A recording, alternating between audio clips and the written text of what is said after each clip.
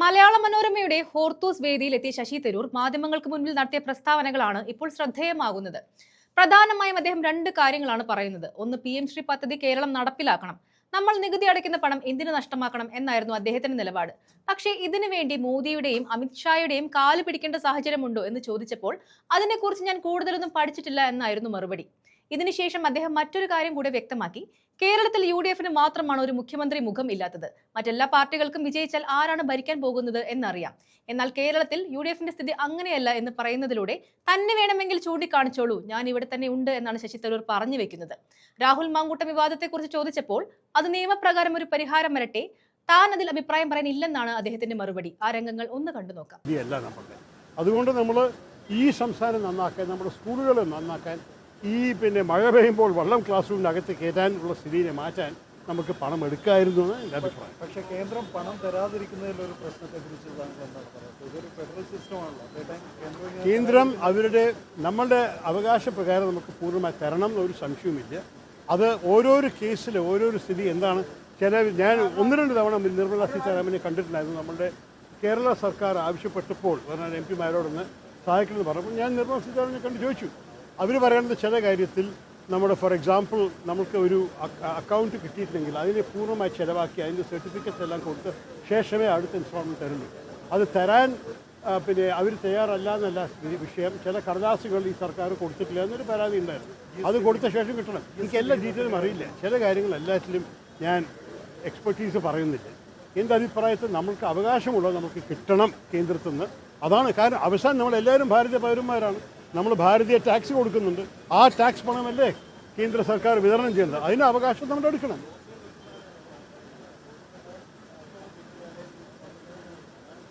അപ്പോൾ അങ്ങനെയുള്ള ക്ലോസുകൾ എന്താണ് തർക്കം എന്ന് മനസ്സിലാവണം. ഓരോരോ കേസ് പ്രകാരമായിരിക്കും. നമ്മൾ ഇന്നൊരു തീസിസ് നടത്താനുള്ള സമയം. അതിൻ്റെ ഞാൻ പറഞ്ഞു, സ്പഷ്ടമായിട്ട് പറഞ്ഞ എൻ്റെ സ്വന്തം അഭിപ്രായമാണ്. ഞാൻ കാണുന്നത്, ഞാൻ കുറേ വർഷങ്ങളായി ഭാരതീയ രാഷ്ട്രീയത്തെക്കുറിച്ച് എഴുതുന്ന ഒരു വ്യക്തിയാണ്. ഞാൻ കാണുന്നത് കൂടുതലൊരു പേഴ്സണലൈസേഷൻ ഓഫ് പോളിറ്റിക്സ് സംഭവിച്ചത്. ഇത് എവിടെ പോയാലും ഏത് പാർട്ടിയുടെ അകത്തും ഒരു മുഖമാണ്. ആ മുഖത്തിൻ്റെ പേരിലാണ് നമ്മൾ ജനങ്ങളുടെ മുമ്പിൽ പോകുന്നത്. അത് അരവിന്ദ് കെജ്രിവാൾ ഡൽഹിയിലോ, മമതാ ബാനർജി ബംഗാളിലോ, തേജസ്വി യാദവ് ബീഹാറിലോ, അല്ലെങ്കിൽ സ്റ്റാലിൻ കുടുംബം ഇപ്പോൾ തമിഴ്നാടിലോ, എല്ലാവർക്കും അറിയാം ജയിച്ചാൽ ആരാ ഭരിക്കാൻ പോകുന്നത്. അത് നമ്മുടെ ജനാധിപത്യത്തിൻ്റെ ഒരു ശക്തി ആവാം. നമുക്ക് അങ്ങനെ ഒരു ആവശ്യമില്ലയാണ്. പക്ഷേ ജനങ്ങളുടെ താല്പര്യങ്ങൾ മനസ്സിലാക്കിയിട്ട് അതിൽ നമ്മൾക്ക് കുറച്ചുകൂടി ഒരു സ്പഷ്ടമായ ഒരു മെസ്സേജ് കൊടുക്കാൻ സാധിച്ചാൽ അത് നന്നായിരിക്കുന്നൊരു വിശ്വാസം എനിക്കുണ്ട്. പക്ഷെ അത് നേതൃത്വം തീരുമാനിക്കട്ടെ. ഇത് എൻ്റെ സ്ഥാനമല്ല തീരുമാനിക്കും.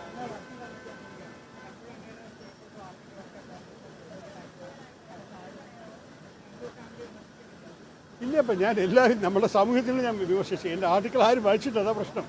ഞാൻ ആർട്ടിക്കിൾ എഴുതിയിരിക്കുന്നത് എന്താണ്, നമ്മുടെ സമൂഹത്തിൽ സ്വഭാവം ഇതാണ്.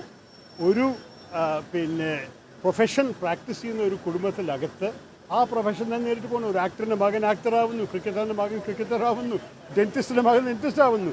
അതുപോലെ രാഷ്ട്രീയക്കാരുടെ മക്കളും രാഷ്ട്രീയക്കാരാവുന്നു. പക്ഷെ അത് ജനാധിപത്യത്തിൽ നല്ലതാണെന്ന് എൻ്റെ അഭിപ്രായം ഞാൻ പറഞ്ഞത് നന്നല്ല.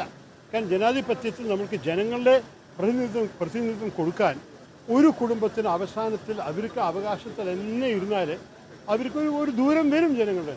ആ ദൂരം വന്നിട്ടില്ലെങ്കിൽ അവർ വീണ്ടും ജയിക്കും. പക്ഷെ അല്ലെങ്കിൽ തോൽവിയും ഉണ്ടാവാൻ സാധ്യതയുണ്ട്. ഒരു ദൂരം ജനങ്ങളിൽ നിന്ന് വരാനുള്ള സാധ്യതയുണ്ട്. അപ്പോൾ ജനങ്ങളുടെ ഇടയിൽ നടക്കാനും ജനങ്ങളുടെ ഒപ്പം അവരുടെ ആവശ്യങ്ങൾ മനസ്സിലാക്കി അവരുടെ ആവശ്യങ്ങൾക്ക് വേണ്ടിയിട്ടും അവരുടെ ആശങ്കയും മനസ്സിലാക്കി സംസാരിക്കാൻ സാധിക്കുന്ന നേതാക്കളെ നമുക്ക് ആവശ്യമുണ്ട്. അതുകൊണ്ട് ജനാധിപത്യത്തിൽ ഗുണം ചെയ്യുന്നു പറഞ്ഞതാണ്. അതിനെ ഒരു കുടുംബത്തെക്കുറിച്ച് മാത്രമാക്കിയത് അന്യായമാണ്. കാരണം ഒരു കുടുംബത്തെക്കുറിച്ച് മാത്രമല്ല എഴുതിയിരിക്കുന്നത്.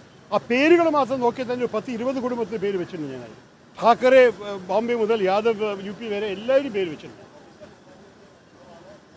അല്ല, രാഹുൽ ഗാന്ധിയെ എന്താ പറഞ്ഞത്? രാഹുൽ ഗാന്ധിയുടെ പ്രസിദ്ധപ്പെട്ട പ്രസംഗമുണ്ട് ബർക്ക്ലിയിൽ 2017.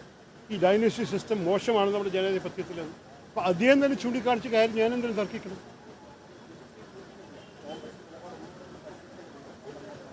നോക്കൂ, ഞാൻ എൻ്റെ അഭിപ്രായം ചോദിച്ചു, മറുപടി പറഞ്ഞു. ഇനി അതിന് വിടുക. ഇനി നിങ്ങൾ തീരുമാനം.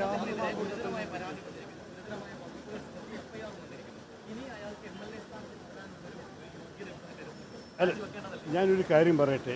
ഇതിൽ പോലീസ് അന്വേഷണം നടക്കട്ടെ. അവർ അനൗൺസ് ചെയ്ത് കഴിഞ്ഞല്ലോ. അവരതിന് ചെയ്യുന്നുണ്ട്. FIR ഒക്കെ അവർ ഇറക്കിയിട്ടുണ്ട്. നിയമപ്രകാരവും ന്യായപ്രകാരവും ഒരു പരിഹാരം വരട്ടെ. അതുവരെ ഞാൻ വേറെ ഒരു കോമെൻറ്റിനും ഇറങ്ങുന്നില്ല.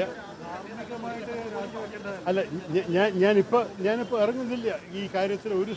ഒരു കോമെൻറ്റിനും ആവശ്യമില്ല. കാരണം പോലീസിൻ്റെ ചുമതലയാണ്, പോലീസിൻ്റെ ഉത്തരവാദിത്തമാണ്. അവർ ജോലി ചെയ്യേണ്ടത്.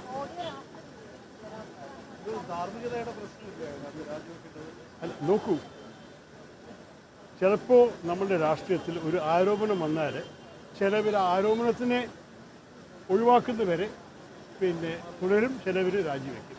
അതാ വ്യക്തിയുടെ മനസാക്ഷി പോലെ തന്നെ ആയിരിക്കും. ഇനി ഞാൻ പ്രത്യേകിച്ചൊന്നും പറയുന്നില്ല. കാരണം എനിക്ക് ഈ രാഷ്ട്രീയ വിവാദത്തിൽ കിടക്കാൻ ഒരു ആഗ്രഹവുമില്ല. എനിക്ക് നിങ്ങൾക്ക് അറിയാമല്ലോ, ഒരു പാർട്ടിയുടെ അകത്ത് ഞാനൊരു സ്റ്റാൻഡൊന്നും എടുക്കുന്നില്ല. പാർട്ടി സസ്പെൻഡ് ചെയ്ത് കഴിഞ്ഞു. അതോടെ ഞാനും ആ സബ്ജക്റ്റ് വിടുന്നു.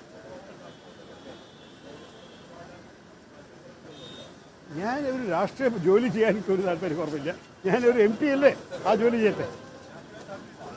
അല്ല, രാഷ്ട്രീയത്തിൽ തുടരാൻ തന്നെ ഞാൻ ഇരിക്കുന്നതല്ല, ഞാൻ വന്നിരിക്കുന്നത്. കാണാം.